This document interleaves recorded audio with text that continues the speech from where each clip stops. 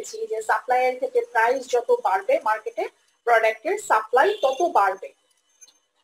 তো ওই জায়গা থেকে আমরা ডিমান্ড স্ক্যাজিউল, সাপ্লাই স্ক্যাজিউল এবং সেখান থেকে ডিমান্ড কার্ভ এবং সাপ্লাই কার্ভও দেখেছি।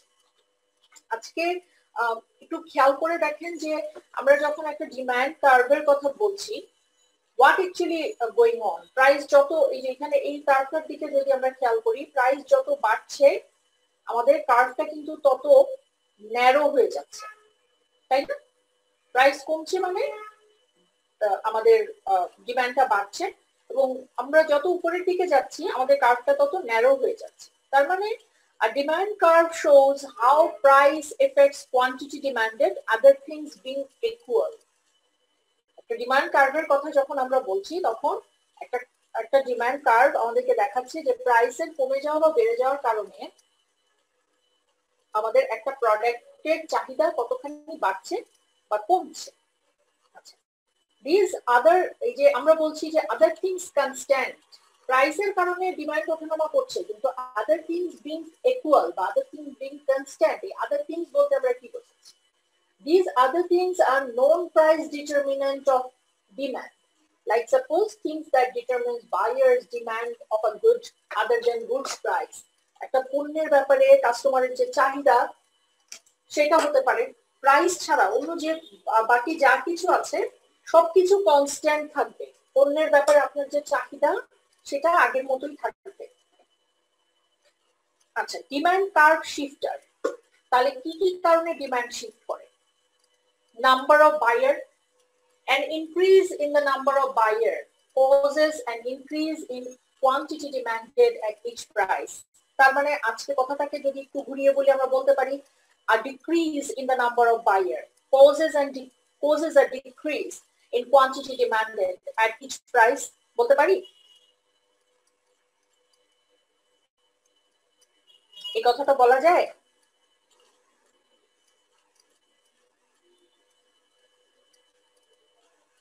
আপনারা কি বুঝতে পেরেছেন যে বায়ারের সংখ্যা বেড়ে যাওয়ার কারণে ডিমান্ড কার্ভটা শিফট করে বা কমে যাওয়ার কারণে ডিমান্ড কার্ভ শিফট করে? আমাকে কি বোর্ডে মানে কার্ভ করে একে বুঝিয়ে দিতে হবে? প্রয়োজন আছে? জি না ম্যাম। ওকে, আচ্ছা, এই যে এখানে দেখেন বায়ারের সংখ্যা কমে যাওয়া বা বেড়ে যাওয়ার কারণে কিভাবে শিফট করছে সেটার আমরা একটা চিত্র দেখতে পাচ্ছি। এরপর আরেকটা কারণ কি হতে পারে যে ইনকাম। আজকে যদি আমাদের ইনকাম কমে যায় বা ইনকাম বেড়ে যায় তাহলেও কিন্তু আমাদের ডিমান্ড কার্ভটা ওঠানামা করে। আচ্ছা, ইনকাম কমে যাওয়া বা ইনকাম বেড়ে যাওয়ার কারণে ডিমান্ড কার্ভ ওঠানামা করে। তার মানেটা কি? আজকে আপনার হাতে টাকা আছে, ডিমান্ড বাড়ছে, আপনার টাকা নেই, ডিমান্ড কমে যাচ্ছে, পণ্যটা আপনি কিনতে চাইছেন না। তাহলে দেখেন demand for a normal good is positively related to income. আচ্ছা, এখন প্রশ্ন হচ্ছে নরমাল গুড জিনিসটা কি? নরমাল গুড কি কে বলতে পারবে? নিত্য প্রয়োজনীয় জিনিস। আমাদের নিত্য প্রয়োজনীয় জিনিসের দাম যদি বেড়ে যায়, আমাদের যদি ইনকাম বেড়ে যায় তাহলে নিত্য প্রয়োজনীয় জিনিসের কিন্তু ডিমান্ডও অনেক সময় বেড়ে যায়। যেমন যার হয়তো প্রতি মাস আপনি মাসের বাজার যখন করেন তখন আপনি প্রতি মাসে চিনি কিনেন 5 কেজি, তেল কিনেন 10 কেজি, এরকম করে আপনি বাজার করেন। এখন কোন এক মাসে আপনি এক্সট্রা কিছু টাকা পেলেন, আপনি চিন্তা করবেন যে আচ্ছা ঠিক আছে একটু বেশি করে, এটাও হতে পারে। আচ্ছা, demand for an inferior good is negatively related to income. An increase in income shifts D-curves for inferior goods to the left. আচ্ছা, এখন প্রশ্ন হচ্ছে ইনফেরিয়র গুড জিনিসটা কি? ইনফেরিয়র গুডস, ইনফেরিয়র গুডস কি?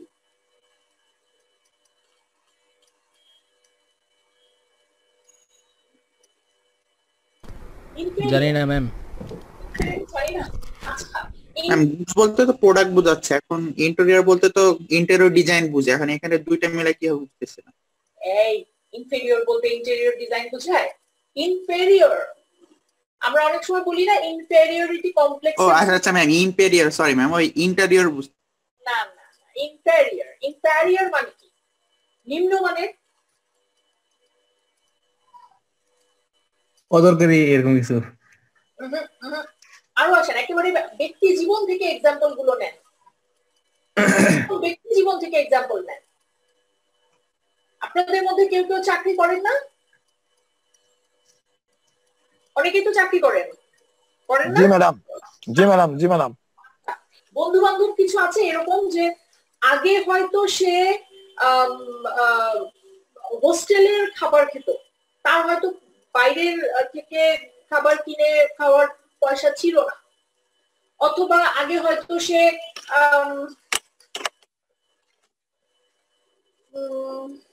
খুব একটা দোকানের বাজ বিচার করতো না, টং দোকানে একটু খাবার খেয়ে নিত, কিন্তু সে যখন অনেক টাকা বেতনের একটা চাকরি পেল তখন থেকে সে গ্লোরিয়া জিন্স ছাড়া ব্রেকফাস্ট করে না, ম্যাকডোনাল্ডস ছাড়া লাঞ্চ করে না, পিজা হাট ছাড়া ডিনার করে না, বাটলার ছাড়া ডিনার করে না। দেখেছেন এরকম ভাব মারতে? হ্যাঁ ম্যাম, আছে অনেক।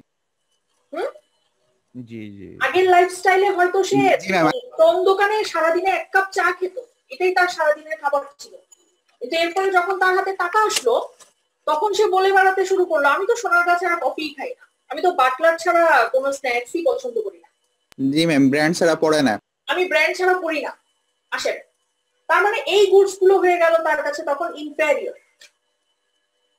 আচ্ছা, এখন ইনফেরিয়র গুডস আরো যদি আমি ইকোনমিক্স এর পারসেপশন থেকে যদি বুঝাই, তার মানে তাহলে জিনিসটা কি দাঁড়াচ্ছে? অনেক সময় দেখবেন কি একটু কম দামের, মানে বাজারে কিছু মানে ধরেন কাঁচা বাজারে যখন আপনি যান বা যে কোনো দোকানে, যে এই একই জিনিস এটা নেন দাম কম, আছে না? হয় না দোকানে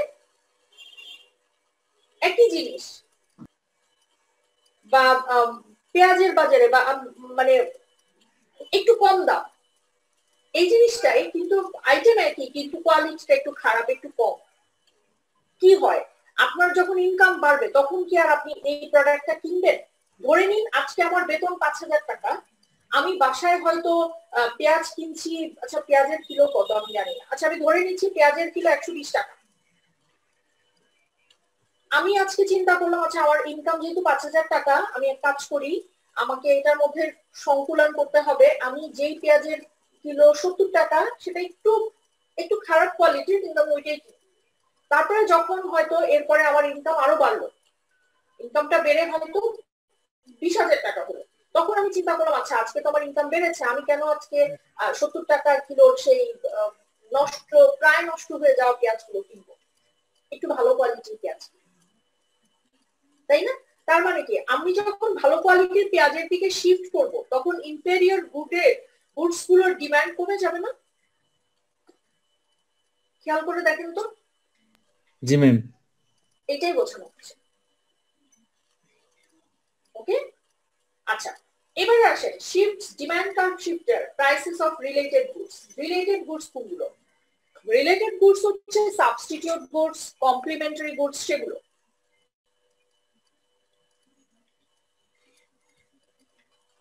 সাবস্টিটিউট গুডস, কে আমাকে একটা এক্সাম্পল দিতে পারবেন? সাবস্টিটিউট গুডস এর এক্সাম্পল কি হতে পারে? একটা পরিবার আরেকটা দিয়ে চালানো এরকম কিছু। আচ্ছা, আর কমপ্লিমেন্টারি গুডস বা কমপ্লিমেন্টস গুডস এটা কি?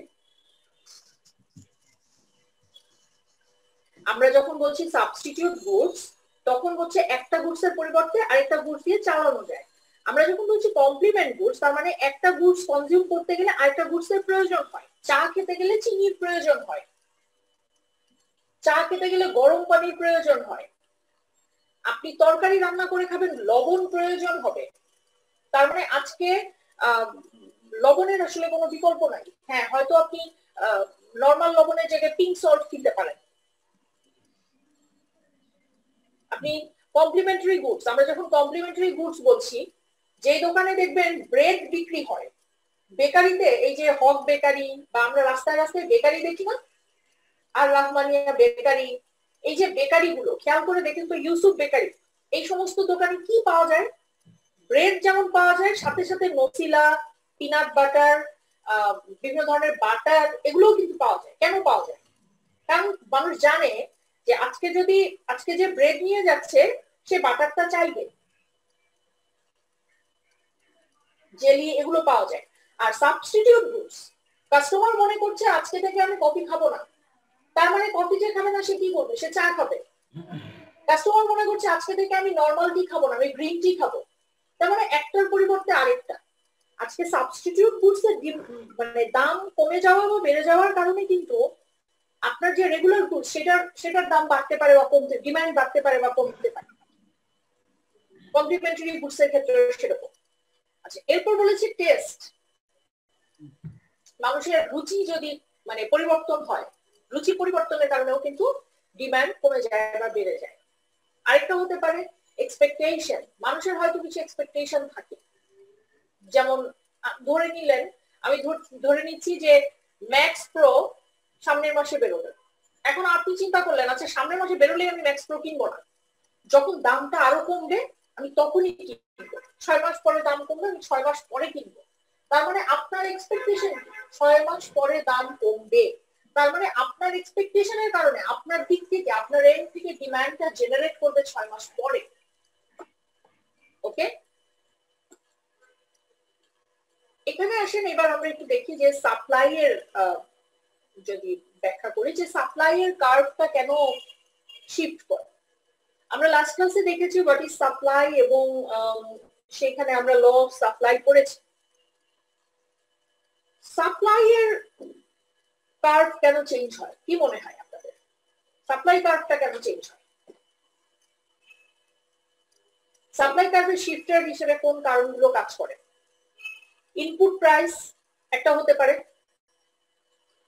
যেমন ধরুন আজকে যদি আপনি যেই পণ্যটার ব্যবসা করছেন সেই পণ্য উৎপাদনের ক্ষেত্রে যে খরচ, সেই খরচটা যদি বেড়ে যায়, খরচ বেড়ে গেলে আপনি কি তখন আর আগের মতো সাপ্লাই করতে পারবেন মার্কেটে পণ্য? আপনারা কি আমার কথা বুঝতে পেরেছেন? আমি কি প্রশ্ন করেছি? জি ম্যাম, বুঝতে পারছি। কি বুঝেছেন বলেন। যদি মানে যে প্রোডাক্টের বিজনেস করবো বা কাঁচামালের দাম যদি বেড়ে যায়, তাহলে না আগের মতো তো আর ইয়ে করতে পারবো না, বাজারজাত করতে পারবো না। দাম যখন বেড়ে যাবে আপনি কিন্তু আর তখন আগের মতো সাপ্লাই করবেন না, করবেন কি? করতে পারবেন না। জি ম্যাম, প্রাইস বেড়ে যাবে। তার মানে ইনপুট প্রাইস বেড়ে যাওয়ার কারণে সাপ্লাইটা কমে যাবে। Technology Technology determines how much inputs are required to produce a unit of output. Technology যদি আধুনিক টেকনোলজি চলে আসে তখনও কি আমাদের সাপ্লাই কার্ভটা শিফট করার একটা সম্ভাবনা থাকে না? ধরুন আপনার একটা কস্ট সেভিং টেকনোলজি আপনি পেয়ে গেছেন, আপনি যে পণ্যটা উৎপাদন করেন এতদিন যেই টেকনোলজি ব্যবহার করতেন, এখন নতুন একটা টেকনোলজি এসছে যেটা আপনার জন্য একটা কস্ট সেভিং টেকনোলজি। কি হবে? সাপ্লাই আপনার উৎপাদন খরচ কমে যাবে, তাতে করে মার্কেটে আপনার পক্ষে সাপ্লাই বাড়িয়ে দেওয়া সম্ভব হবে। Am I right or wrong? তবে টেকনোলজির ইনোভেশনের কারণে আমাদের সাপ্লাই কার্ভ শিফট করতে পারে। ওকে, এরপর বলছে নাম্বার অফ সেলার। বাজারে যদি বিক্রেতার সংখ্যা বেড়ে যায়, আজকে থেকে সবাই চিন্তা করলো শীতের শাকসবজির ব্যবসা করবে, তখনও বাজারে সাপ্লাই বেড়ে যাবে। আজকে হয়তো 2 জন সাপ্লাই করতো, কাল থেকে বাজারে 10 জন সাপ্লায়ার হয়ে যাবে, সাপ্লাই বেড়ে যাবে। আমরা কিন্তু এখানে একবারও বিক্রেতার মানে ক্রেতার এন্ড থেকে চিন্তা করবো না, আমরা আমাদের চিন্তাগুলো করবো সাপ্লায়ারের এন্ড থেকে। তারপর আছে এক্সপেকটেশন। এক্সপেকটেশন ঠিক ডিমান্ডে যেরকম সাপ্লায়ার সেরকম আছে। এক্সপেকটেশনের প্রভাবটা কেমন, যে বিক্রেতা আশা করছে আচ্ছা এখন আমি মার্কেটে সাপ্লাই করবো না, আর কয়টা দিন পরে সাপ্লাই করবো, বা আমি সামনের বছরে সাপ্লাই করবো। তার মানে এই যে তার সাপ্লাইয়ের সে সামনের বছরে করবে, সে এখন করছে না, সে যখন সামনের বছরে করবে তখন সেই সময়ে সাপ্লাইটা যেমন প্রভাবিত হবে ঠিক সেই রকম ভাবে এই সময়ের সাপ্লাইটাও কিন্তু প্রভাবিত হবে। এই পর্যন্ত কে কে বোঝেন নাই? এই পর্যন্ত যারা যারা বোঝেন নাই তারা প্রশ্ন করেন।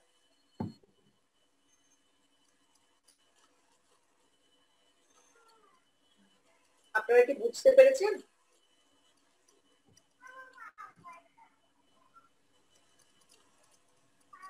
বুঝতে পেরেছেন? জি ম্যাম। আচ্ছা, এখন আসেন আমরা একটা নতুন একটা কনসেপ্টের সাথে একটু পরিচিত হই, সেটা হচ্ছে demand and supply equilibrium. Demand and supply equilibrium. এখন প্রথম প্রশ্ন হচ্ছে ইকুইলিব্রিয়াম শব্দটার বাংলা কি? সাম্যাবস্থা। সাম্যাবস্থা। সাম্যাবস্থা মানে কি? একই রকম অবস্থা, এরকম একই রকম অবস্থা মানে এটা কি? আমরা সমান সমান। সাপ্লাই ইকুইলিব্রিয়ামনেস এর কথা বলছি, তার মানেটা কি?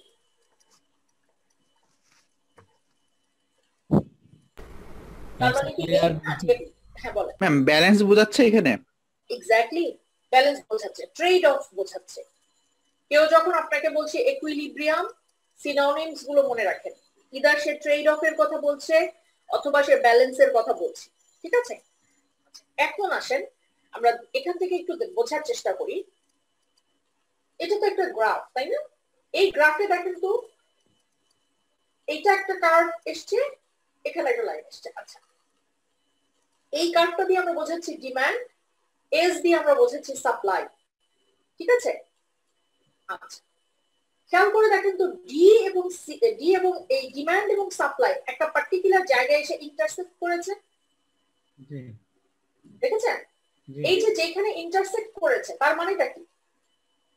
3 টাকায় যখন বিক্রি হচ্ছে, আমরা আসলে একটু ব্যাখ্যা করি, ব্যাখ্যাটাকে আগে একটু দেখি। ব্যাখ্যাটা হচ্ছে, একটা পণ্য ডিমান্ড এবং সাপ্লাই দুটো অ্যাঙ্গেল থেকে বুঝবেন। একটা পণ্যের দাম যখন একটা পণ্যের দাম যখন মার্কেটে 0 টাকা, তখন ডিমান্ড হচ্ছে 25 টাকা। একটা পণ্যের দাম যখন 1 টাকা, তখন ডিমান্ড হচ্ছে 20 টাকা, 20টা পণ্য ডিমান্ড করছে। একটা পণ্যের দাম যখন হয়ে গেল 2 টাকা, $2, তখন ডিমান্ড হয়ে গেল কত? 17 বা 16-17 এরকম মাঝামাঝি যেহেতু করেছে। একটা পণ্যের দাম যখন $3, তখন ডিমান্ড কত? 15 পিস। একটা পণ্যের দাম যখন $4, ডিমান্ড আরো কমছে, $5 হলে আরো কমছে, ডিমান্ডটা শ্রিঙ্ক করছে, আপওয়ার্ড স্লপিং, উপরের দিকে যাচ্ছে। আচ্ছা, এবার সাপ্লাইয়ে আসি। যখন 0 টাকা, তখন আপনি কিচ্ছু সাপ্লাই করবেন না। যখন পণ্য আপনি দেখছেন বাজারে, এবার আপনি নিজেকে একজন সেলারের জায়গায় দাঁড় করিয়ে চিন্তা করেন। এতক্ষণ আমরা বায়ারের জায়গায় দাঁড় করিয়েছি, এবার আমি যখন সেলার, পণ্যের বাজারে পণ্যটা 1 টাকায় বিক্রি হচ্ছে, আমি চিন্তা করবো আচ্ছা আমিও এই পণ্যটা নিয়ে ব্যবসা করতে পারি। আপনি কত ইউনিট বিক্রি করবেন? আপনি হয়তো চিন্তা করলেন আচ্ছা আমি 5 ইউনিট নিয়ে বাজারে যাই, পণ্যের দাম আরো বাড়লো, $2 হয়ে গেল। আপনি চিন্তা করলেন আচ্ছা মানুষ তো কিনছে, তাহলে আরো দেই। আপনি 10 ইউনিট নিয়ে বাজারে গেলেন, পণ্যের দাম আরো বেড়ে $3 হলো। আপনি চিন্তা করলেন বাহ মানুষ তো কিনছে, আমি 15 ইউনিট নিয়ে বাজারে যাই। দেখেন, যখন এবং সেরকম ভাবে আপনি সাপ্লাই বাড়িয়ে যাচ্ছেন। এখন আমাদের দেখার জায়গাটা হচ্ছে, খেয়াল করে দেখেন, যখন পণ্যটা $3 বিক্রি হচ্ছে, তখনই ডিমান্ড এবং সাপ্লাই ইকুইলিব্রিয়াম হচ্ছে। তার মানেটা কি? Quantities demanded by consumers is just equal to the quantity supplied by the producer. Right? Quantities demanded by the consumer, যারা কনজিউমার তারা পণ্যটা ডিমান্ড করছে আমাদের কাছে, ঠিক সাপ্লায়াররা তত টাকাতেই পণ্যটা মার্কেটে সার্ভ করতে পারছে। এই যে পরিস্থিতি, এইটাকে আমরা বলছি ইকুইলিব্রিয়াম। ওকে, এখন প্রশ্ন যদি হয় যে হোয়াট ইজ তাহলে ইকুইলিব্রিয়াম প্রাইস জিনিসটা কি? কে বলতে পারবে? ইকুইলিব্রিয়াম প্রাইস এই গ্রাফটা থেকে দেখে আমাকে বলেন এখানে ইকুইলিব্রিয়াম প্রাইস কোনটা? কনজিউমারের চাহিদার সাথে সাপ্লায়ারের বলেন হচ্ছে সাপ্লায়ারের প্রোডাকশন সাপ্লাই দেওয়ার যে ইয়াটা ইকোনমিক সংখ্যাটা, হ্যাঁ, বা অ্যাডজাস্টমেন্টটা, এটাকে ইকুইলিব্রিয়াম বলেন। আচ্ছা, আপনি সুন্দর করে বলেছেন। আমরা আরেকটু সুন্দর করে বললে মনে হয় আরো ক্লিয়ার হয়ে যাবে জিনিসটা। সেটা হচ্ছে কি, এখানে 3টে কনসেপ্ট। একটা হচ্ছে ইকুইলিব্রিয়াম, একটা হচ্ছে ইকুইলিব্রিয়াম প্রাইস, একটা হচ্ছে ইকুইলিব্রিয়াম কোয়ান্টিটি। ঠিক আছে, আমি একটা কথা বলেছি, একটা হচ্ছে ইকুইলিব্রিয়াম প্রাইস, একটা হচ্ছে প্রথমে ইকুইলিব্রিয়াম, তারপর আমরা বলছি ইকুইলিব্রিয়াম প্রাইস, এবং এরপর আমরা বলেছি ইকুইলিব্রিয়াম কোয়ান্টিটি। কোয়ান্টিটি জি ম্যাম। এই গ্রাফের দিকে তাকিয়ে আমরা যদি ইকুইলিব্রিয়াম কোয়ান্টিটির কথা বলি তাহলে 15 ইউনিট হচ্ছে ইকুইলিব্রিয়াম কোয়ান্টিটি। জি ম্যাম। কারণ 15 ইউনিট পর্যন্ত মার্কেটে পণ্য বাজারে আসলে পরে ডিমান্ড এবং সাপ্লাই দুটো ফুলফিল হয়, জি তাই না? খেয়াল করে দেখেন তো, যখন মানুষের ডিমান্ড 25 ইউনিট, আপনি যদি তখন মার্কেটে 15 ইউনিট প্রোডাক্ট দেন, তখন কি মানুষের চাহিদা পূরণ হবে? না, পূরণ হবে না। কেন পূরণ হবে না? মার্কেটে যখন সাপ্লাই 25 ইউনিট, ও আচ্ছা আমি ডিমান্ডের কথা বলেছি, মার্কেটে যখন ডিমান্ড 25 ইউনিট, আপনি যখন 15 ইউনিট সাপ্লাই করছেন, আপনার তো ডিমান্ড পূরণ হচ্ছে না। মার্কেটে ডিমান্ড হচ্ছে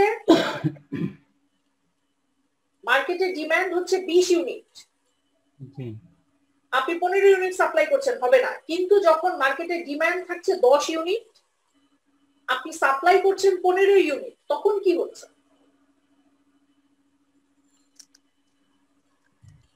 ডিমান্ড 10 ইউনিটের supply 15 unit. 15 unit, demand 10 unit, কাগজে লিখে নেন দরকার হয়।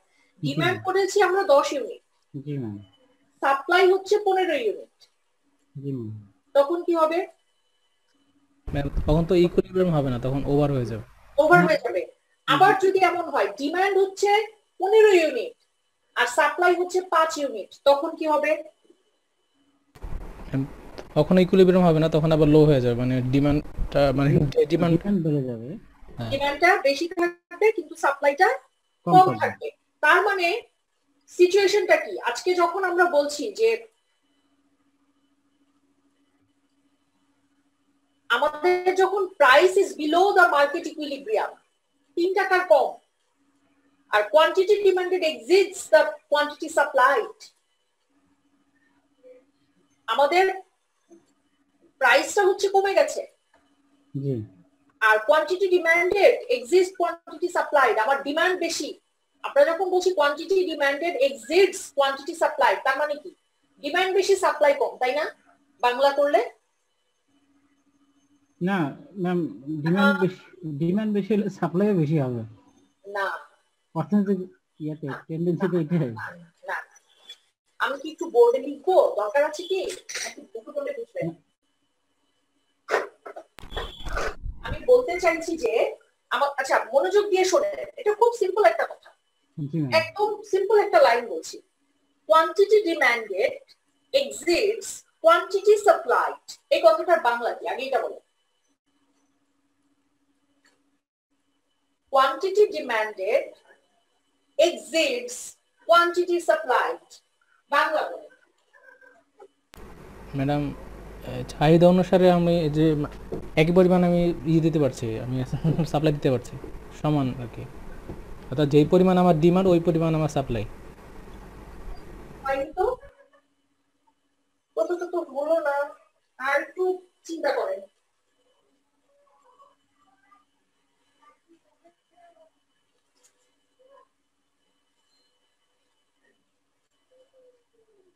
আবারও বলছি, quantity demanded exists quantity supplied, মানে চাহিদা অনুসারে বাজারজাত। চাহিদা অনুসারে বাজারজাত, এটা খুব সিম্পল একটা কথা। ভেঙে ফেলেন, মানে বাংলা করেন, এটা শুধু সহজ বাংলা করেন। বাজারে যা প্রয়োজন হচ্ছে তাই দিচ্ছি আর কি, এরকম। বাজারে যা প্রয়োজন হচ্ছে তা দিচ্ছি না, ভাই, তা দিচ্ছি না। Quantity demand supply, quantity demanded exists quantity supplied, exist হচ্ছে মানে এক্সিস্টস ডিমান্ড বেড়ে যাচ্ছে। ম্যাম সাপ্লাইর চেয়ে ম্যাম ডিমান্ড অনেক বেড়ে যাচ্ছে, চাহিদার কারণেই সাপ্লাই হচ্ছে। সাপ্লাইয়ের চাইতে কোয়ান্টিটি ডিমান্ডটা বেশি, সাপ্লাইয়ের চাইতে কোয়ান্টিটি ডিমান্ডেডটা বেশি। জি গুড, সাপ্লাইয়ের চাইতে কোয়ান্টিটি ডিমান্ডেডটা বেশি। সাপ্লাইয়ের চাইতে যদি কোয়ান্টিটি ডিমান্ডেড বেশি হয় তাহলে কি দাঁড়াচ্ছে পরিস্থিতি? আপনার সাপ্লাই কম, জি ম্যাম, ডিমান্ড বেশি, জি ম্যাম। এই সিচুয়েশনটাকে আমরা বলছি শর্টেজ। জি ম্যাম। ওকে, আচ্ছা আমরা কোথায় ছিলাম? ইকুইলিব্রিয়াম।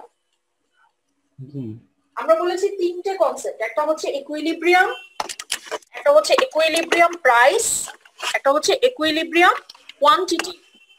এখন এই কার্ভ থেকে একটু আমাকে কে কে বলতে পারবেন যে what is equilibrium price and equilibrium quantity? এই কার্ভটা দেখে বলেন, এই কার্ভ থেকে বলেন। ইকুইলিব্রিয়াম প্রাইস ম্যাডাম $3 এ গ্রেট। আর ইকুইলিব্রিয়াম কোয়ান্টিটি মানে 15।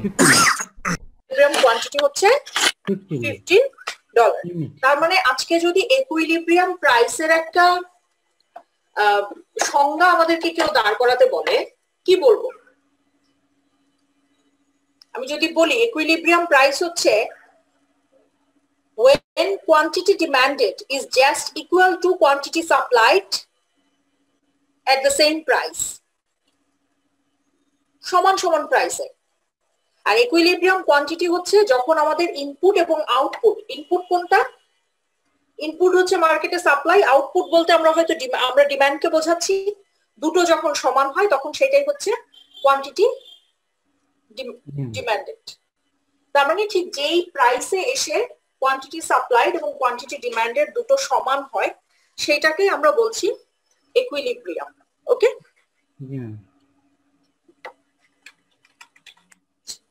এই পর্যন্ত কে কে বোঝেন নাই? কার কার প্রশ্ন আছে?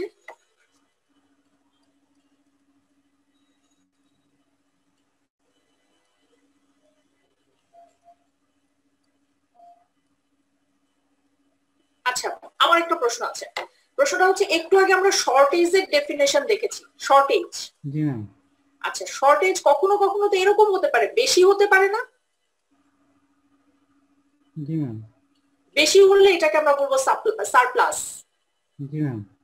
when quantity supplied is greater than quantity demanded। G ma'am. একটু লিখে নেন, এটা যেন ভুলে না যান। শর্টেজ আমরা কখন বলছি, কখন আমরা বলছি সারপ্লাস? একটু লিখে নেন, লিখে নেন। আপনারা কি বোর্ড দেখতে পাচ্ছেন? জি ম্যাম, দেখা যাচ্ছে। জি ম্যাম। ওকে, একটু লিখে নেন। যখন আমরা বলছি ইকুইলিব্রিয়াম,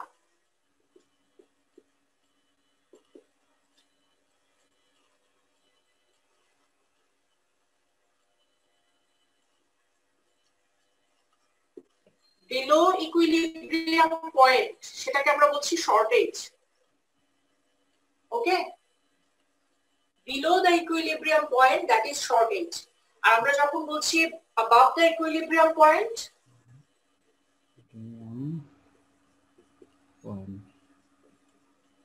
সারপ্লাস। দেখা যাচ্ছে নাকি? এটা একটু ইয়ে করতে হবে। জি ম্যাম। দেখা যাচ্ছে।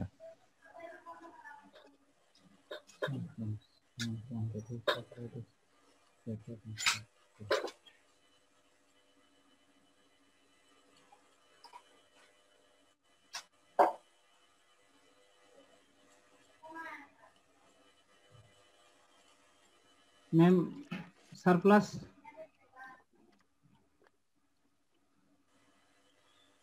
হ্যাঁ, below the, আমরা যদি বলেন ইকুইলিব্রিয়াম পয়েন্ট হ্যাঁ ইজ শর্টেজ, এটাকে বলে শর্টেজ। হ্যাঁ, below the equilibrium point হচ্ছে শর্টেজ। জি, ইকুইলিব্রিয়াম পয়েন্টের নিচে যেটা থাকবে দ্যাট ইজ কল্ড শর্টেজ। তার মানে হচ্ছে আজকে যদি আমরা এইভাবে চিন্তা করি, গ্রাফটাকে যদি এইভাবে আঁকি, আমাদের এই হচ্ছে তো ডিমান্ড কার্ভ। এখান থেকে ধরে নিচ্ছি আমরা আমাদের কোয়ান্টিটি কার্ভ, আমাদের সাপ্লাই কার্ভটা উঠে গেল। জি, আর এখান থেকে হয়তো আমাদের ডিমান্ড কার্ভটা চলে আসবে। ডিমান্ডটা তো শ্রিঙ্ক করছে, তাই না? জি। এই পয়েন্টটা হচ্ছে আমাদের ইকুইলিব্রিয়াম পয়েন্ট। এই পয়েন্টটা হচ্ছে ইকুইলিব্রিয়াম পয়েন্ট। এইভাবে যদি আমি একটা পয়েন্ট চিন্তা করি, কল্পনা করি,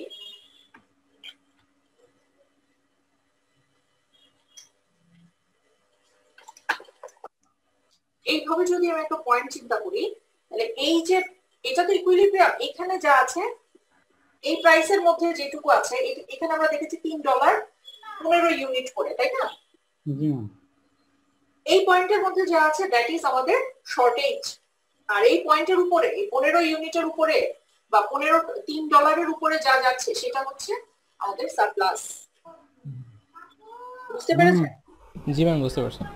আচ্ছা, এইখানে যখন এই কথাগুলো আসলো, আমি আরো অন্য দুটো কনসেপ্ট একটু বলে রাখতে চাই। একটা হচ্ছে প্রাইস সিলিং, একটা হচ্ছে price floor. Price ceiling, price floor আগে লিখে নেন, তারপর বুঝিয়ে বলছি।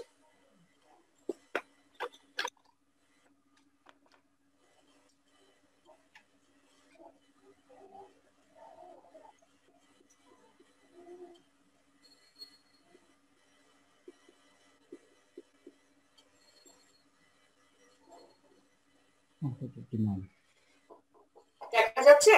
জি ma'am. Price ceiling, price floor.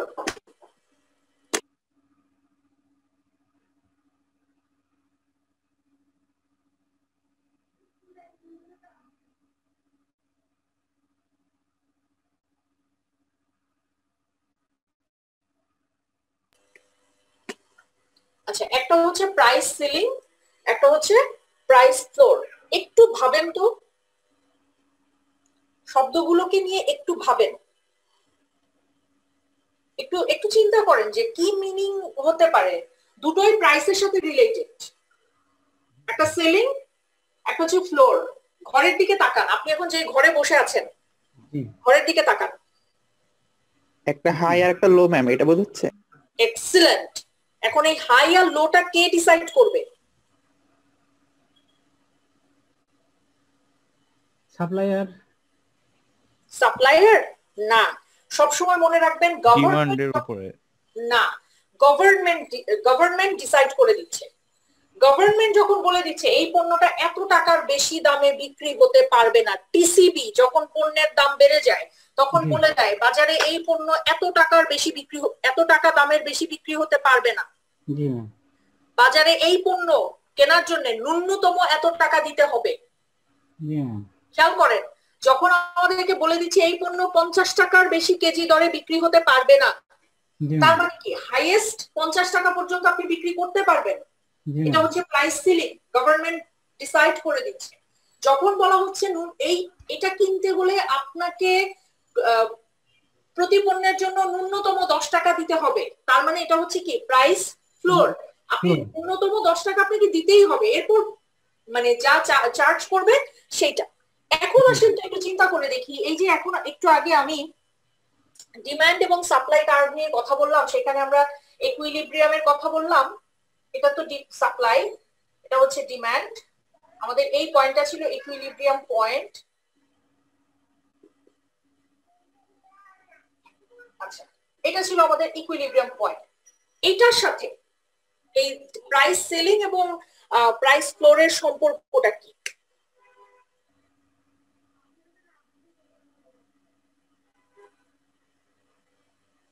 Price ceiling এবং প্রাইস ফ্লোরের সম্পর্কটা কি? সম্পর্ক তো মোটামুটি ব্যস্তানুপাতিক বলা যায়। একটু ক্লিয়ার করে বলেন। মানে ওই কি বলে এটাকে, যে গভর্নমেন্ট নির্ধারিত যদি আমার ইয়ার কেনা প্রাইসের সাথে না হয়, না মেলে, তখন তো আমি সরবরাহ করবো না, এটা স্টক রাখবো। মজাটা কোথায় দেখেন, এই কনসেপ্টটাকে ইউজ করেন এখানে। বাজারে যদি 3 টাকা পণ্যটা যদি 3 টাকা হয় পণ্যটার দাম, তখন ডিমান্ডও হচ্ছে 15 ইউনিট, সাপ্লাইও 15 ইউনিট হচ্ছে, খুব ভালো কথা। এখন গভর্নমেন্ট যেহেতু নীতি নির্ধারণী মানে সর্বোচ্চ নীতি নির্ধারক, গভর্নমেন্ট আমাদেরকে বলে দিচ্ছে এই পণ্য তুমি 10 টাকার বেশি দামে বিক্রি করতে পারবা না, অথবা এই পণ্য বিক্রি করতে হলে মানে এই পণ্য কিনতে হলে ক্লায়েন্টকে অন্তত 3 টাকা খরচ করতে হবে। মাথায় রাখেন। আচ্ছা, এই কনসেপ্টটাকে মাথায় রেখে একবার চিন্তা করেন তো, যে গভর্নমেন্ট যদি কখনো ইকুইলিব্রিয়াম প্রাইসের থেকে কমে আপনার সিলিংটাকে নির্ধারণ করে দেয় তখন কি হবে? গভর্নমেন্ট বলে দিল যে 15 ইউনিট পণ্য কেনার জন্য সর্বোচ্চ দাম, গভর্নমেন্ট সিলিং দিয়ে দিল 15 ইউনিট পণ্যের সর্বোচ্চ দাম হবে 1 টাকা। 15 ইউনিট পণ্যের সর্বোচ্চ দাম হবে 1 টাকা। আমরা এইখানে একটা পণ্য নিয়ে কথা বলছি, সেই পণ্যের ইকুইলিব্রিয়াম পয়েন্ট দেখেছি 15 ইউনিট পণ্যের জন্য $3। গভর্নমেন্ট আমাদেরকে সিলিং দিচ্ছে, প্রাইস সিলিং $1। তার মানে গভর্নমেন্ট বলতে চাইছে যে 15 ইউনিট পণ্য কিনতে বা 15 ইউনিট পণ্য বিক্রি করলে একজন বিক্রেতা ম্যাক্সিমাম কত পাবে? 1 টাকা পাবে, $1 পাবে। আচ্ছা, বিক্রেতা যখন $1 পাবে, এই মেসেজটা আমাদের কাছে আসলো, তখন কি আমরা মার্কেটে পণ্য সাপ্লাই করতে উৎসাহিত হব? আমরা চিন্তা করব না যে দূর ব্যবসা করার দরকার নাই? জি জি জি ma'am. Okay, it creates shortage. জি ম্যাম। আপনি যখন বলবেন ব্যবসা করার দরকার নাই, আমরা যখন চিন্তা করব আর এটা তো বিক্রি করলে দাম পাওয়া যাবে না, আপনি কি কম সাপ্লাই করবেন না? জি ম্যাম। আচ্ছা, আপনি যখন কম সাপ্লাই করবেন তার মানে আপনার সাপ্লাই কমে যাবে না? হ্যাঁ, বাজারে শর্টেজ হবে, সাপ্লাই কমে যাবে, ডিমান্ড বেড়ে যাবে। আমাদের ইকুইলিব্রিয়ামের শর্ত ছিল সাপ্লাই ইকুয়াল টু ডিমান্ড। জি। যখন সাপ্লাই কমে গেল, ডিমান্ড বেড়ে গেল, এই সিচুয়েশনটাকে একটু আগে আমরা শিখেছি, এই সিচুয়েশনটাকে বলা হয় শর্টেজ। জি ম্যাম। ওকে, জি ম্যাম। ক্লিয়ার? কনসেপ্টগুলোকে লিংক করেন, ব্রিজ তৈরি করেন। ওকে ওকে, এবারে চিন্তা করেন গভর্নমেন্ট যদি এখন অন্য আরেকটা কাজ করে, 15 ইউনিট পণ্যের দাম আমরা তো দেখেছি $3 আমাদের ইকুইলিব্রিয়াম হচ্ছে। গভর্নমেন্ট আজকে বলে দিল যে এই 15 ইউনিট পণ্য যদি আপনারা কিনতে চান আপনাদেরকে মিনিমাম $6 করে খরচ করতে হবে। এবার আমরা কনজিউমারের জায়গা থেকে, অ্যাঙ্গেল থেকে চিন্তা করেন, কনজিউমারের অ্যাঙ্গেল থেকে চিন্তা করেন, চাহিদা কমে যাবে ম্যাম। চাহিদা কি হবে? কমে যাবে। কিন্তু আমরা তো সাপ্লাইয়ের ল অফ সাপ্লাই শিখে আসছি। ল অফ সাপ্লাইতে আমরা কি বলেছিলাম? যে প্রাইস যত বাড়বে সাপ্লাই তত বাড়বে। এটা ছিল আমাদের ল অফ সাপ্লাই, তাই না?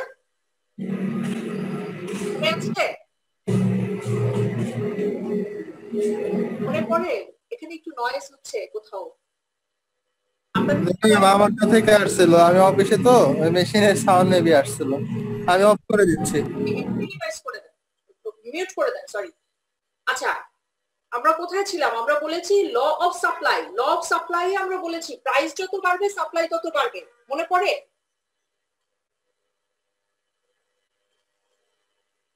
মনে পড়ে এটা? আমরা দুটো ল দেখেছি, একটা হচ্ছে ল অফ সাপ্লাই, একটা হচ্ছে law of demand. Law of demand আমরা বলেছি প্রাইস যত বাড়বে মনে পড়ে তত কমবে, প্রাইস যত কমবে ডিমান্ড তত বাড়বে। এটা ছিল ল অফ ডিমান্ড। দেখা যাচ্ছে? জি ma'am. Law of supply, price যত বাড়বে সাপ্লাই তত বাড়বে, প্রাইস যত কমবে সাপ্লাই তত কমবে। এটা ছিল আমাদের ল অফ সাপ্লাইস। এখন আসেন, গভর্নমেন্ট বলে দিল এই 15 ইউনিট পণ্য কিনতে গেলে বাজারের প্রকৃত চিত্র হচ্ছে 15 ইউনিট পণ্য 3 টাকা দরে যদি বিক্রি হয় কাস্টমারও খুশি, বিক্রেতাও খুশি। গভর্নমেন্ট বলে দিল যে না, এই 15 ইউনিট পণ্য কেনার জন্য এখন থেকে প্রতিটা কাস্টমারকে $6 করে গুনতে হবে। তার মানে কি হচ্ছে? দামটা কি হচ্ছে? বেড়ে যাচ্ছে না? দাম বেড়ে যাচ্ছে না? আচ্ছা, দাম যখন বেড়ে যাচ্ছে, এবার চলে আসেন ল অফ ডিমান্ডের দিকে। দাম যখন বাড়ছে ডিমান্ড তখন কমছে, তাই না? জি ম্যাম।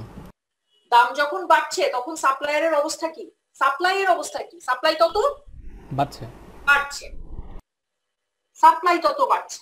তাহলে দেখেন তো সিনারিওটা কি? প্রাইস বাড়ার কারণে আপনার সাপ্লাই বাড়ছে, বাজারে সাপ্লাই আছে কিন্তু ডিমান্ড কম। দেখেন সাপ্লাই বেশি, ডিমান্ড কম। এই যে সিচুয়েশন, এইটাকে আমরা বলছি কি? সারপ্লাস। বুঝতে পেরেছেন? যখন মার্কেটে সাপ্লাই বেশি ডিমান্ড কম এই সিচুয়েশনকে আমরা বলছি সারপ্লাস। যখন মার্কেটে সাপ্লাই কম ডিমান্ড বেশি সেই সিচুয়েশনকে আমরা বলছি শর্টেজ। যখন মার্কেটে সাপ্লাই এবং ডিমান্ড দুটো ইকুয়াল সেটাকে আমরা বলছি ইকুইলিব্রিয়াম। এবং যেই প্রাইসে সাপ্লাই এবং ডিমান্ড একই রকম হচ্ছে সেটা হচ্ছে ইকুইলিব্রিয়াম প্রাইস। যেই কোয়ান্টিটি সাপ্লাই এবং ডিমান্ডকে ইকুয়াল করছে সেইটা হচ্ছে ইকুইলিব্রিয়াম কোয়ান্টিটি। এবং সবসময় মনে রাখবেন মার্কেটে সাপ্লাই এর এই যে শর্টেজ বা এই যে মানে সারপ্লাস এটার জন্য দায়ী কে? গভর্নমেন্ট, নীতি নির্ধারক। তারা কি করছে? তারা সিলিং থেকে যদি প্রাইস সিলিং এবং প্রাইস ফ্লোর যখন তারা নির্ধারণ করে দিচ্ছে তখনই কিন্তু এই অবস্থাটা দাঁড়াচ্ছে। তার মানে আজকে গভর্নমেন্ট যদি একটু অবিবেচক হয়ে সিলিংটা যদি তারা অবিবেচক হয়ে নির্ধারণ করে, এমন যদি কোনো একটা দাম তারা নির্ধারণ করে যেটা হয়তো রিয়েলিস্টিক না, বা গভর্নমেন্ট হয়তো এমন একটা প্রাইস ফ্লোর বলে দিল যেটা রিয়েলিস্টিক না, তখন কি হবে? মার্কেটে এই সারপ্লাস এবং শর্টেজের মাত্রাটা বাড়তে থাকবে। এবং সারপ্লাস এবং শর্টেজের মাত্রা যখন বাড়তে থাকবে তখনই কিন্তু মার্কেটটা আর কম্পিটিটিভ থাকবে না। তখন মার্কেটে অলিগোপলি আসবে, তখন মার্কেটে মনোপলি আসবে, মার্কেটটা তখন আর কম্পিটিটিভ মার্কেট থাকছে না। কে কে বুঝতে পেরেছেন?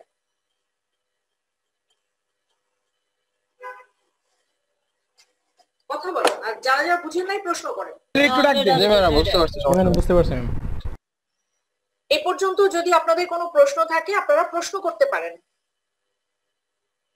Is it okay? G madam ঠিক আছে ঠিক আছে। ওকে, আমরা একটু নতুন একটা এটা তাহলে শেষ করে দিচ্ছি। প্রাইস ফ্লোরটা বুঝি নাই। প্রাইস ফ্লোরটা বোঝেন নাই? আচ্ছা, প্রাইস ফ্লোরটা হচ্ছে যে গভর্নমেন্ট যখন মিনিমাম প্রাইস সেট করে দিচ্ছে for a product, price ceiling যেমন হাইয়েস্ট প্রাইস সেট করে দিচ্ছে ম্যাক্সিমাম প্রাইস, প্রাইস ফ্লোরটা হচ্ছে মিনিমাম প্রাইস। মানে আমাদের ঘরের সিলিং কোনটাকে বলে? ছাদকে বলি না আমরা? সিলিং মানে উপরে, সবচেয়ে উপরের প্রাইসটা যখন গভর্নমেন্ট নির্ধারণ করে দিচ্ছে দ্যাট ইজ কল্ড, সবচেয়ে উপরের প্রাইসটা যখন নির্ধারণ করে দিচ্ছে দ্যাট ইজ কল্ড সিলিং। তাহলে মিনিমাম প্রাইসটা যখন গভর্নমেন্ট নির্ধারণ করে দিচ্ছে দ্যাট ইজ কল্ড ফ্লোর। বুঝতে পেরেছেন? জি ম্যাম।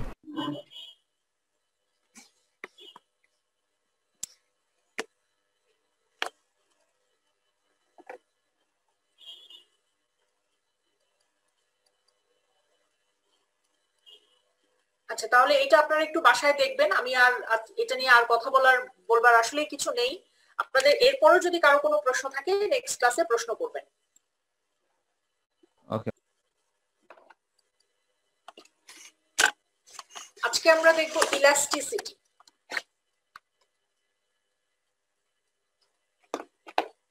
আপনারা একটু ধৈর্য ধরে কিছুক্ষণ শোনেন, কারণ হয়তো ইলাস্টিসিটির চ্যাপ্টারটা আজকে শেষ করতে আমরা পারবো না, বাট খানিকটা আলোচনা শুরু করাই যায়।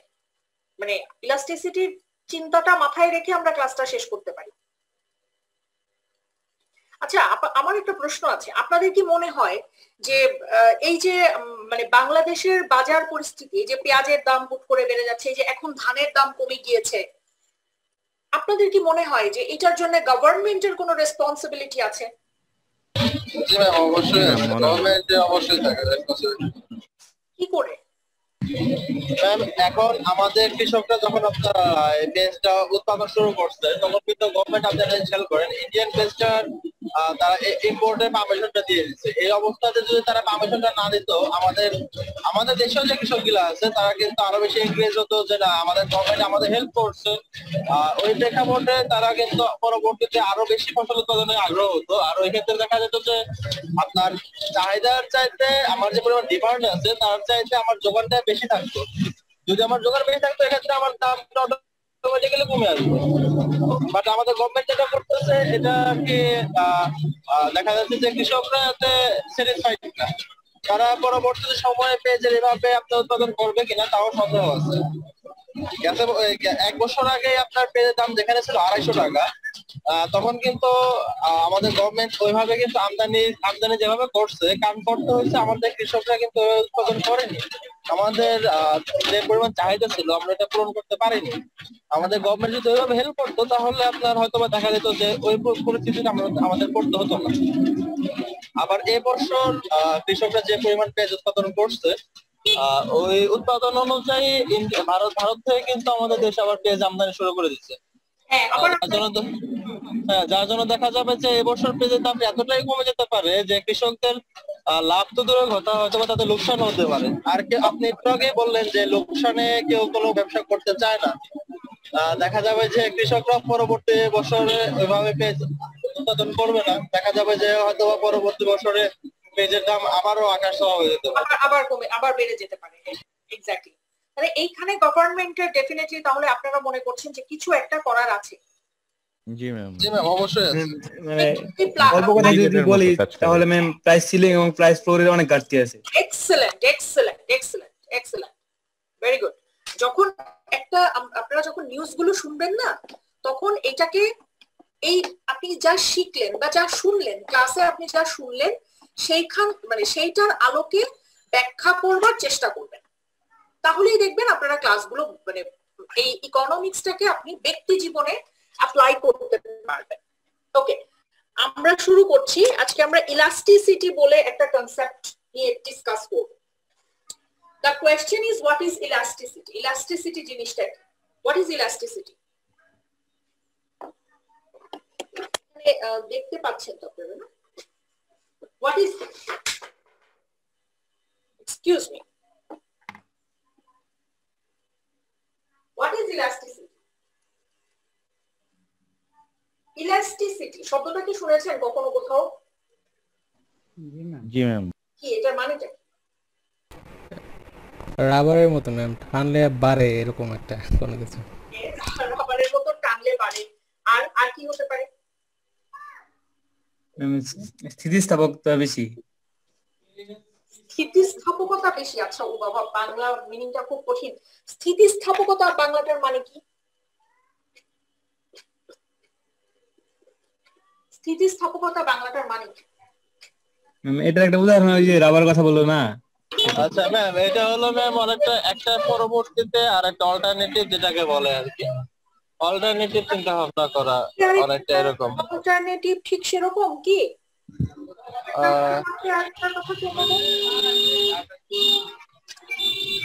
একটার পরিবর্তে কি আরেকটার কথা বলছি আমরা? না, প্রাইসের আপ ডাউন। আচ্ছা, আসেন। প্রাইসের আপ ডাউন, এক্সিলেন্ট। প্রাইসের আপ ডাউন এই কনসেপ্টটাকে আমরা ব্যবহার করব, কিন্তু এক্স্যাক্টলি প্রাইসের আপ ডাউনটাই ইলাস্টিসিটি না। বাট হোয়াট ইজ প্রাইস, মানে হোয়াট ইজ ইলাস্টিসিটি আমরা একটু দেখি। আমরা যখন ল অফ ডিমান্ড পড়েছি, আমরা শিখেছি যখন প্রাইস বাড়বে ডিমান্ড কমবে। আমরা এবং সেই সাথে আমরা আরেকটা ব্যাপার শিখেছি, প্রাইস যখন কমবে ডিমান্ড তখন বাড়বে। Law of demand. Law of সাপ্লাইতে আমরা কি শিখেছি? ল অফ সাপ্লাই, আপনার প্রাইস যখন বাড়বে সাপ্লাই বাড়বে, প্রাইস যখন কমবে সাপ্লাই কমবে। am I right? G ma'am. আচ্ছা, বলছি যে ভাই প্রাইস কমে যাওয়ার কারণে সাপ্লাই কমবে বা প্রাইস বেড়ে যাওয়ার কারণে সাপ্লাই বাড়বে, এই বেড়ে যাওয়া বা কমে যাওয়াটা কতখানি, হাউ মাচ কমবে বা বাড়বে, কতখানি কমবে বা বাড়বে, এই প্রশ্নের উত্তরটা আমাদের জানতে হবে না? অবশ্যই জানতে হবে। একটু মিউট করতে হবে।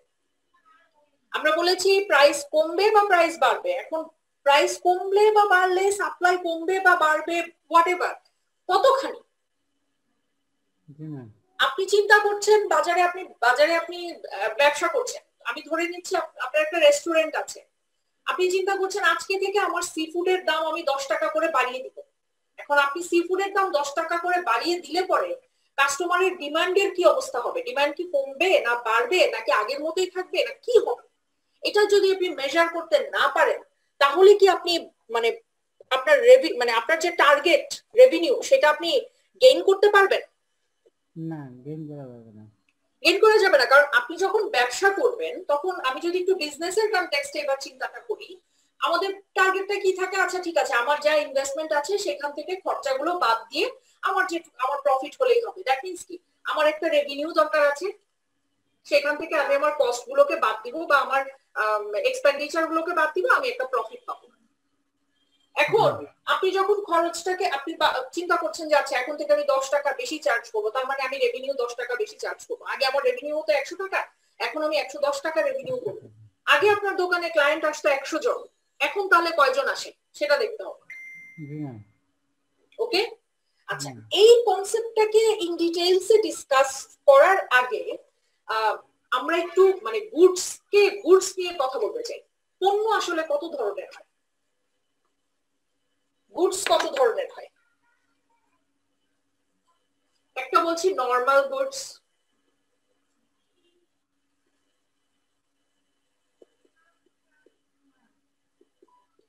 একটা হচ্ছে ইনফেরিয়র গুডস, আর কি কি হতে পারে?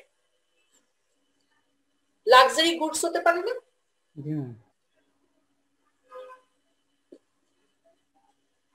কমপ্লিমেন্টারি গুডস বা সাপ্লিমেন্টারি গুডস হতে পারে না? জি ম্যাম। বা আই মিন সাবস্টিটিউটস বা কমপ্লিমেন্টস।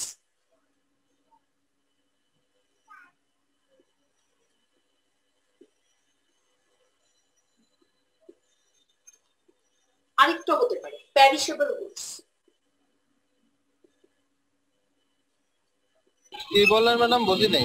পেরিশেবল গুডস এটা মানে কি ম্যাম? হ্যাঁ বলছি, যাচ্ছি। পেরিশেবল গুডস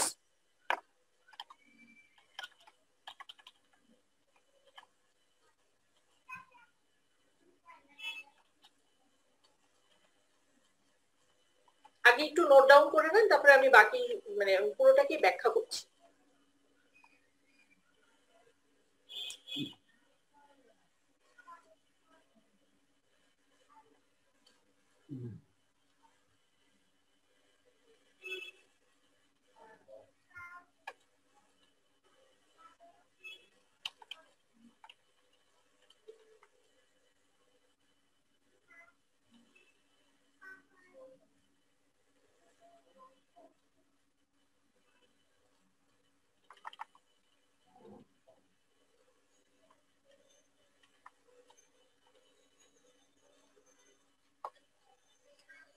ওকে, আমরা যখন বলছি নরমাল গুডস মানে কি? বাজারে ডে টু ডে লাইফে আমরা যে পণ্যগুলো কিনে থাকি, দোজ আর নরমাল গুডস। আমরা যখন বলছি ইনফেরিয়র গুডস, একটু কম দামি, একটু কম ফিচার আছে, সেগুলো হচ্ছে ইনফেরিয়র গুডস। লাক্সারিয়াস গুডস কোনগুলো? বিলাসবহুল যেগুলো। আইফোন ম্যাডাম, আইফোন লাক্সারি হলো আইফোন ম্যাডাম। আমাদের গেলে ম্যাডাম নরমাল, আপনার বাটন মোবাইল চালায় এটা নরমাল। ঠিক আছে, লাক্সারি বলতে আইফোন আর কিছু। হ্যাঁ ঠিক আছে, আইফোন লাক্সারিয়াস হতে পারে, BMW কে আমরা লাক্সারিয়াস বলতে পারি। ওকে, দোজ আর লাক্সারিয়াস গুডস। এরপর আমরা বলেছি কমপ্লিমেন্টস গুডস বা কমপ্লিমেন্টারি গুডস। কমপ্লিমেন্টারি গুডস কোনগুলো? সেই গুডস গুলো হচ্ছে আমরা একটু আগেই দেখেছি যে কমপ্লিমেন্টারি গুডস হচ্ছে একটা আরেকটার পরিবর্তে আমরা ব্যবহার করতে পারি। ওকে, তারপর supplementary and finally perishable goods. আচ্ছা, পেরিশেবল গুডস কি? ভেজিটেবল, পচনশীল জিনিস। পেরিশেবল মানে হচ্ছে হোয়াটএভার পচনশীল, দ্যাট ইজ কল্ড পেরিশেবল। আচ্ছা, একটু চিন্তা করে দেখেন, একটু আগে আমরা সাপ্লাই নিয়ে কথা বলেছি, ডিমান্ড নিয়ে কথা বলেছি। সাপ্লাই ডিমান্ডের এই কনসেপ্টটা সব পণ্যের জন্য কি একই রকম? একটু ভাবেন তো। জি না। সাপ্লাই এবং ডিমান্ডের কনসেপ্টটা সব পণ্যের জন্য কি একই রকম? জি না। একটু ব্যাখ্যা করেন। এই যে বলছেন যে না, এই নাটাকে ব্যাখ্যা করেন, ব্যাখ্যা করেন। আপনি বলছেন যে না, সাপ্লাই এবং ডিমান্ডের সিনারিও। হ্যাঁ জি জি জি বলেন। বলছিলাম যে লাক্সারিয়াস গুডস, এইটার চাহিদা তো সবসময় একই রকম থাকে না, মানে এটা চাহিদা সবসময় মানে কমই থাকে আর কি। এটা চাহিদা সবসময় কমই থাকে তুলনামূলকভাবে, অন্যান্য পণ্যের তুলনায় এটা চাহিদা কম থাকে। মানে কান্ট্রি ভিত্তিক ম্যাম আর কি। না না না না, এটার চাহিদা কিন্তু কম থাকে না, মানে এটার চাহিদাটা হয় কনফাইন্ড, ঠিক ঠিক কম থাকে বলা, যাদের চাহিদা থাকে তাদের কিন্তু থাকে। সিলেক্টেড কাস্টমারদের জন্য, যার লাইক সাপোজ যার একটা BMW আছে, যার এডিট আছে, হ্যাঁ বলেন বলেন। জীবনযাত্রার মানের উপর নির্ভর করে আর কি, সব দেশে তো সব রকম না, বাংলাদেশে এটা কম থাকতে পারে কিন্তু আমেরিকা এটা বেশি। মানে চাহিদাটা এটা এটা বোঝাতে চাইছেন আপনি? মানে লাক্সারি গুডের কথা বলতেছিলাম ম্যাম। আচ্ছা, লাক্সারি গুডস এর ক্ষেত্রে আরেকটু ব্যাখ্যা করেন, আরেকটু ক্লিয়ার ম্যাম এটা ডিপেন্ড করে আমার ইকোনমিক অবস্থা কেমন আছে, আমার অর্থনৈতিক অবস্থা কেমন তার উপর। আর এখন এটা হলো লাক্সারিয়াস লাইফটা তারাই লিড করে যাদের কিনা আপনার অর্থনৈতিক দিক থেকে অনেক বেশি স্বাবলম্বী, মূলত তারাই। আর আমরা যারা মিডল ক্লাস ফ্যামিলির আছে তাদের অবস্থানটা থাকে একটা চারটোর নিচে, বাট আমাদের ড্রিম থাকে লাক্সারিয়াস, যে আমরা লাক্সারিয়াস ড্রিম থাকবে, এটা স্বাভাবিক থাকে। যার জন্য আর কি এটার চাহিদাটা কখনোই কম হয় না। আমরাও চেষ্টা করি যে আমাদের এই সামর্থ্যের মধ্যে যাতে যতটুকু আমরা আর কি আপনার এর থেকে বেনিফিট নিতে পারি। আচ্ছা, ভালো কথা। আমরা তাহলে আপনারা বোর্ড দেখতে পাচ্ছেন তো? আমরা এখানে আরো কয়েকটা গুডস এর কনসেপ্ট। না ম্যাম, আমি কিছুই দেখতে পাচ্ছি না। দেখা যাচ্ছে না, দেখা যাচ্ছে না? আচ্ছা, একটু চেক করে দেখি। হ্যাঁ ম্যাম দেখা যাচ্ছে, ওকে দেখা যাচ্ছে ম্যাম। আচ্ছা ঠিক আছে, আমরা আরো কয়েকটা গুডস এর নাম এখানে ইনক্লুড করতে চাচ্ছি। যেমন এখানে আমরা এক ধরনের গুডস এর কথা বলতে পারি, আমরা পেরিশেবল গুডস এর কথা বলেছি, আমরা লাক্সারিয়াস গুডস এর কথা বলেছি। একটা হতে পারে ওয়েবলেন গুডস। লিখে নেন, আমি ব্যাখ্যা করব সবগুলো। আবার চলে গেছে না দেখা যাচ্ছে, দেখা যাচ্ছে, নেটের প্রবলেম আছে। হ্যাঁ দেখতে পাচ্ছি, ওই কারো নেটের প্রবলেম হচ্ছে তাদের।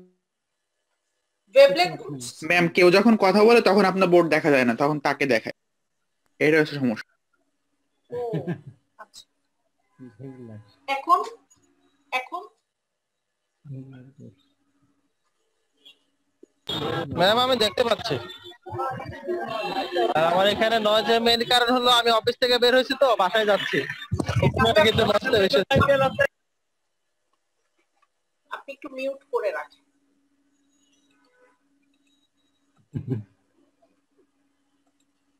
মিউট করে রাখেন। গুডস গুলোকে আগে আমরা লিস্ট করি, তারপরে আমরা এটার ব্যাখ্যায় যাব। ম্যাম এখন কি নয়েজ আসতেছে?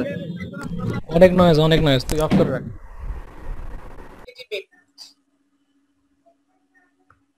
আপনারা অফিস করে তারপর আবার ক্লাসও করেন, কিভাবে পারেন?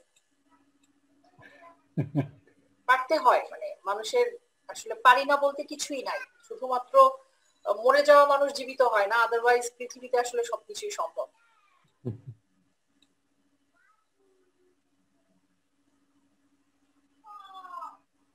তারপরে ম্যাম ওই যে আপনার ক্লাসটা একটু বোরিং কম ফিল করে আসলে বলে সবাই একটু রেসপন্স করার চেষ্টা করে, অন্য ক্লাসে তো ডেকে আমার ক্লাসে তো আপনারা রেসপন্সই করেন না, সেটাকেই যদি বলেন যে রেসপন্স করার চেষ্টা করে, তাহলে বাকি ক্লাসে আপনারা কি করেন?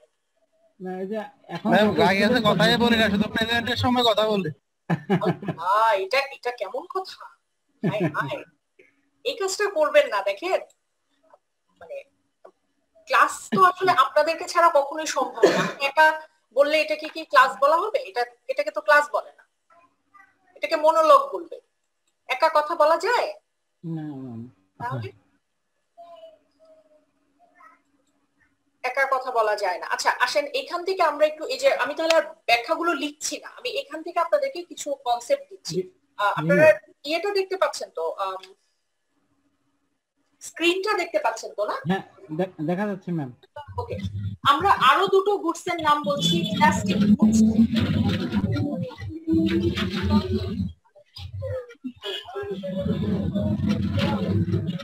রিফাত মিউট করো। Elastic goods, inelastic goods. দেখেন এখানে আমরা অনেক ধরনের গুডস এর নাম লিখেছি। Normal good, inferior good, luxury good, complement, substitutes, perishable goods, Veblen goods.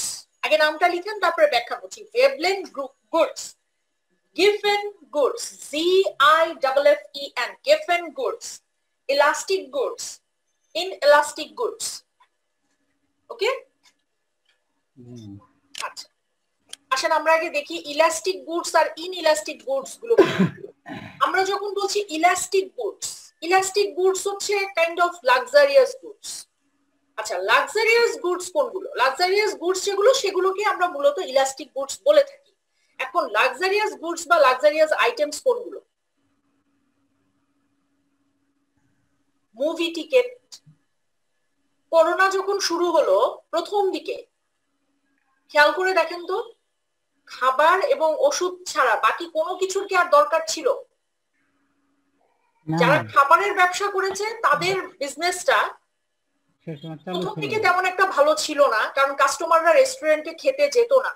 কিন্তু এখন যখন করোনার সেকেন্ড ওয়েভ আছে, মানুষ লকডাউনে নেই, কিন্তু মানে কান্ট্রি গুলো লকডাউনে আছে, কিন্তু এখন খেয়াল করে দেখেন তো, আপনি কিন্তু জামা কাপড় কিনছেন না, বাসায় একটা নতুন ফার্নিচার কিনছেন না, কিন্তু প্রতিদিন আপনাকে বাজার করতে হচ্ছে, প্রতিদিন আপনাকে খেতে হচ্ছে। তার মানে এই যে এই মুহূর্তে জামা কাপড় কেনা বা ধরুন একটা নতুন ফ্ল্যাট কেনা বা নতুন একটা কিছু গাড়ি কেনা, আপনার কাছে মনে হচ্ছে এটা বিলাসিতা, বা মুভি দেখতে যাবেন এটা একটা বিলাসিতা।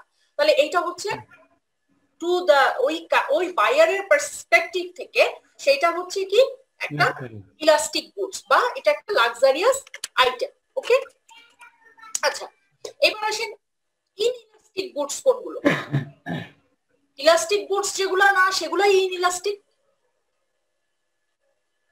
ওকে, আচ্ছা এখন ইনইলাস্টিক গুডস আমরা একটু আগে দেখেছি। ইলাস্টিক গুডস বলতে আমরা আসলে লাক্সারিয়াস গুডস গুলোকে বোঝাচ্ছি। ইনইলাস্টিক গুডস বলতে আমরা তাহলে কোনগুলোকে বোঝাতে পারি? যেগুলো নেসেসিটি আছে, বাড়ি ভাড়া। জি ম্যাম। করোনার সময় আপনি বেতন না পান, বাড়ি ভাড়া আপনাকে ঠিকই দিতে হবে। ওয়াটার, পানি আপনাকে ঠিকই ব্যবহার করতে হবে, খাবার আপনাকে ঠিক কিনতে হবে। জি ম্যাম, আয় হোক আর হোক না, মানে ব্যয় ঠিকই হবে।